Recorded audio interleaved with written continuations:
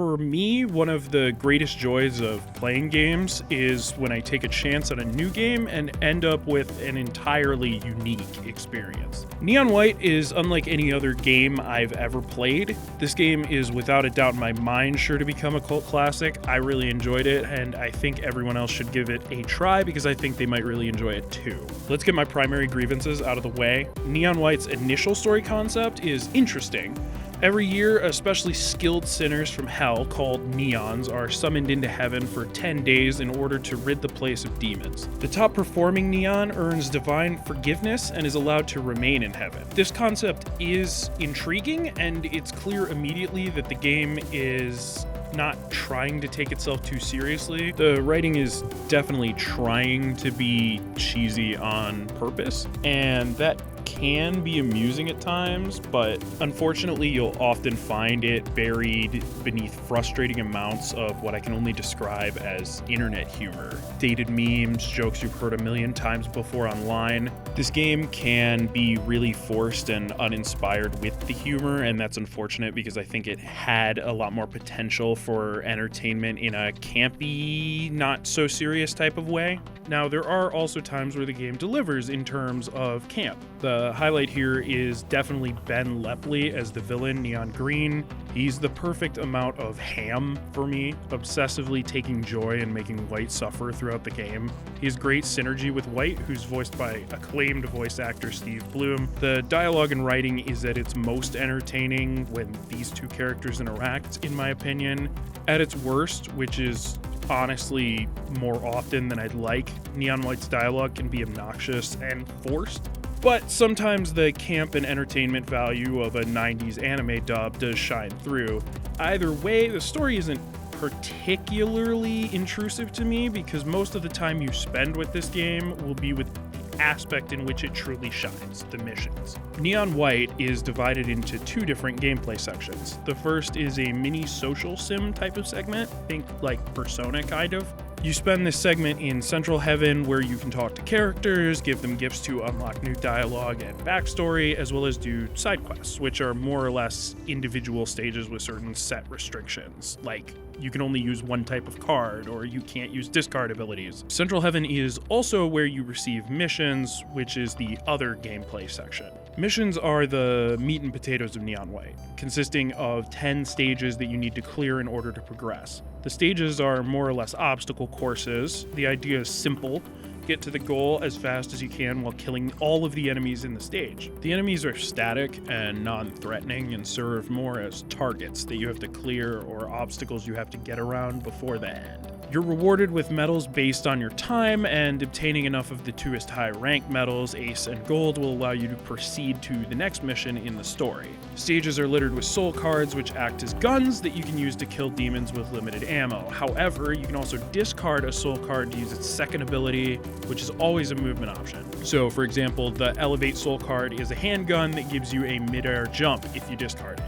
The Purify soul card has a fully automatic machine gun as its primary fire, but if discarded, it fires a bomb that you can use to launch yourself. It's a simple dynamic to understand, but there is a lot beneath the surface. Typically, the game will introduce each card one at a time, have you play through a few stages utilizing the card in different ways, and then start integrating other soul cards that you're already familiar with. It leaves a lot of room to ease you into each movement option before demanding you start blowing through your entire deck at light speed. Every stage has a clear-cut intended way to beat it. In spite of the scope of the stages in this game, it is almost impressively obvious which demons you're supposed to shoot, which ones you're supposed to blow through with movement abilities, and which abilities are used to clear which obstacles. However, as you play through the stages looking for faster times to get better medals so you can progress, you'll naturally find ways to cut corners and take shortcuts. So, for example, instead of using the rifle's discard ability to dash through an enemy and go all the way around the set path, I might jump to later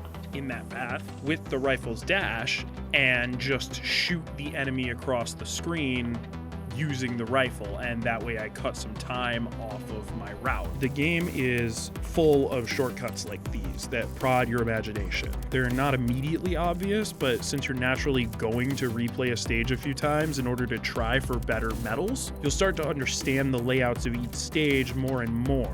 Even after getting the ace medal on a stage, I would often keep playing until I got a top time on the leaderboards. This level design philosophy is the cornerstone of what makes Neon White so satisfying. On the surface, it's a speedrunning FPS, but at its core, it's just as much a puzzle platformer. The game doesn't demand that you play perfectly either. I played on Switch and haven't played an FPS since Overwatch came out, and there were times where I still got an ace medal after having to stop for a second to adjust my aim. The game gives you some leniency in terms of time, and coming up with creative shortcuts matters exponentially more than hitting perfect shots. The game actively encourages you to push your skills at aiming and platforming, especially if you want to hit those top leaderboard times. But even more so, it tests your creativity in planning your route through the stage. It's worth mentioning that each stage has a hidden gift collectible that you can obtain to give other characters in Central Heaven. Unlike the standard goals of each stage, there's no time limit to finding these. Instead, finding gifts usually requires slow, more thoughtful play, saving cards throughout the stage instead of discarding them to beat it quickly. So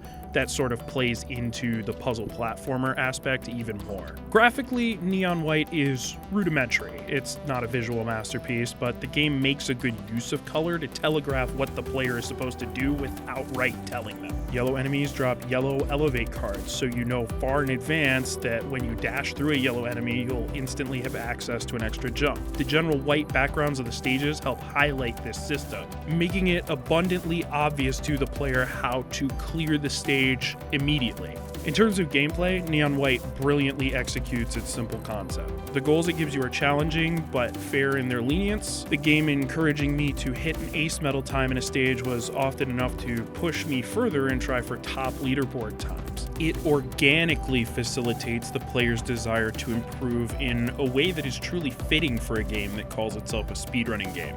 It's not entirely perfect. The obnoxious dialogue can certainly be a turnoff for some, but the flaws pale in comparison to the masterfully crafted stages and eloquently executed mechanics.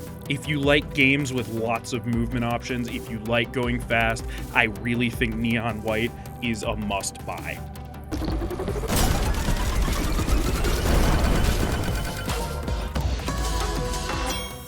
That's how it's done.